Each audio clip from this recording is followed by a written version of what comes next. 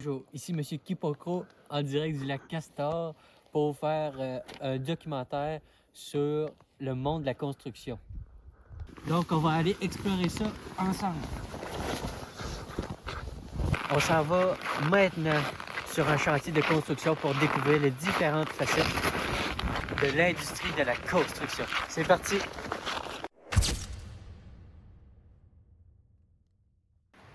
Dans le fond, c'est quoi les autres facettes de la construction qui existent? Ben, moi, je construis, puis je sais pas, là, je fais ma job, je construis. OK.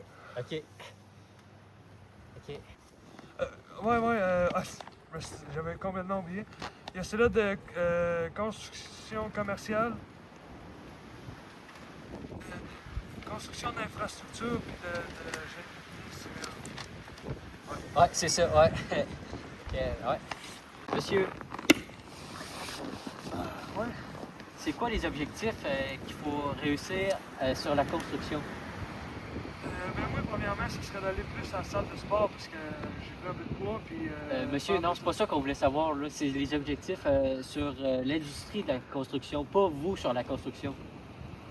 Ah, ok, ben... Je sais pas trop, là. Ouais, déjà, je pense que ça va être la transition vers des bâtiments durables. Je comprends ça. Plus d'argent pour les infrastructures pour avoir des bâtiments plus durables, d'après moi. Ça aussi, c'est une bonne idée. Et surtout l'innovation dans la technologie, parce que je pense qu'on peut encore plus innover que ce qu'on est déjà. Puis la réduction des émissions, je sais pas c'est quoi. La pollution, je connais pas. Non, mais vous savez que, mettons, votre voiture au diesel... Non.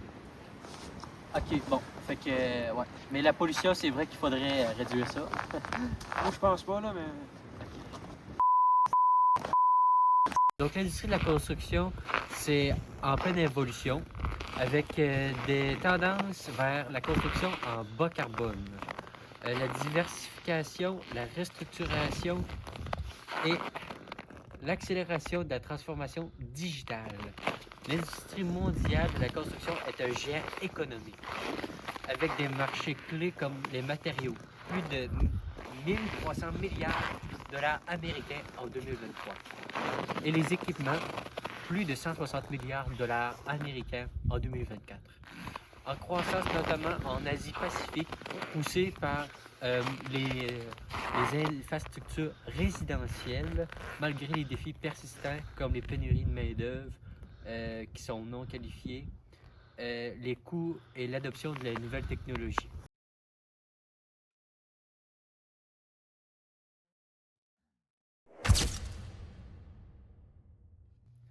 Bonjour monsieur. Bonjour monsieur. Ouais, bonjour, monsieur. C'est quoi vos objectifs sur la construction? C'est de faire de la construction très durable pour que les bâtiments soient plus... Ouais, dans le fond, des constructions durables. Ouais. Y a-tu d'autres choses comme objectif? Il y aurait de l'investissement dans les infrastructures. Aussi, on veut faire de l'innovation technologique pour nos bâtiments. Réduire les émissions. Les émissions, genre à la TV? Les émissions De CO2? de CO2, excusez-moi. Ok, ouais, je comprends. Puis c'est ça, là, pas mal qu'on veut changer dans la construction. Parfait.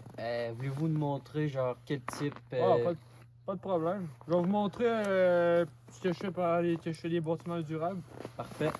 On va regarder ça, hein.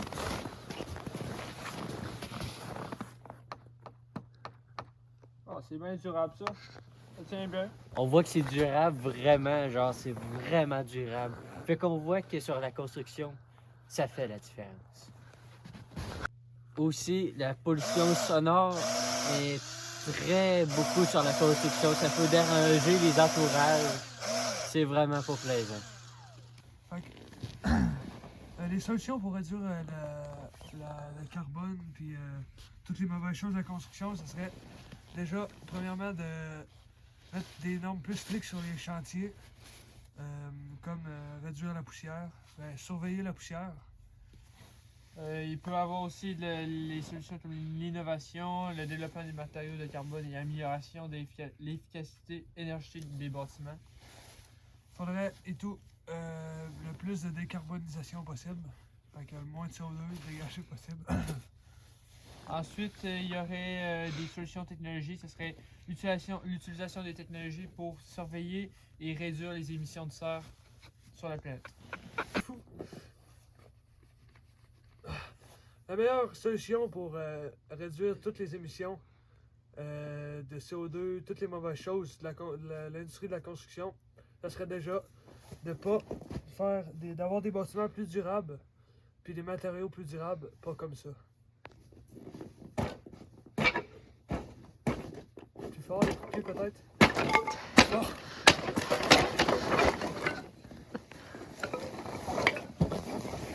Pas comme ça.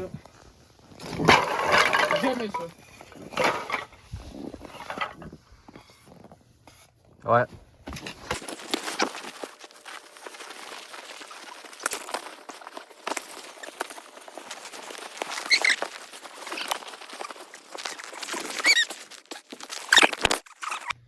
Bon, ben la production de CO2, ça arrive beaucoup dans... Mets le micro, on t'entend pas! Ah, excusez-moi.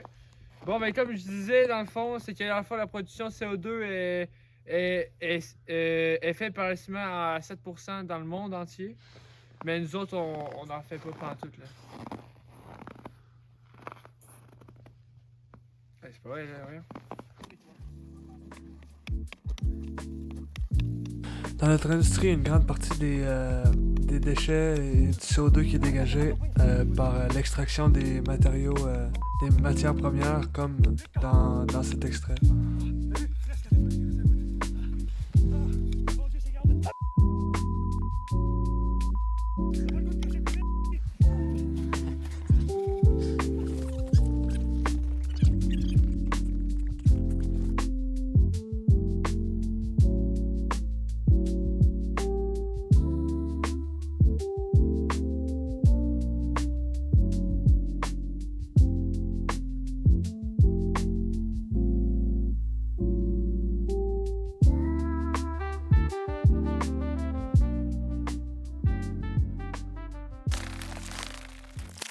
Bon, fait que on va vous faire part de notre réflexion sur le monde de la construction.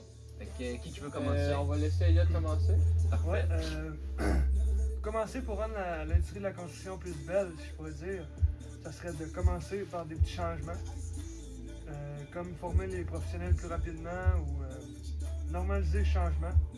Fait que tous les petits changements, justement, qu'on pourrait faire. Fait que, Les petits changements amènent des gros changements. ouais, d'un, ça serait ça, je pense. Ensuite, ça serait de réduire la consommation énergétique. On pourrait utiliser des empreintes de carbone, par exemple. Ensuite, je te laisse lancer, Elliot. Ouais, on pourrait utiliser des matériaux à faible empreinte de carbone, peut-être. Après ça, mettre des règles plus strictes. Ouais. Réduire l'exportation des ressources comme le bois ou n'importe quelle ressource, la réduire puis utiliser ceux-là qu'on a déjà. C'est vrai parce qu'on est entouré ici de bois, on est chanceux. Tandis qu'il y a des pays qui n'ont rien de ça. Fait qu'on est chanceux. On devrait en profiter. Oui, mais là, c'est l'exportation. Faut que tu l'envoies dans un autre pays, n'est-ce pas? Ben, il faudrait pas l'envoyer à un autre pays. Il faut la garder. Parce que Qu'on a. c'est une ressource.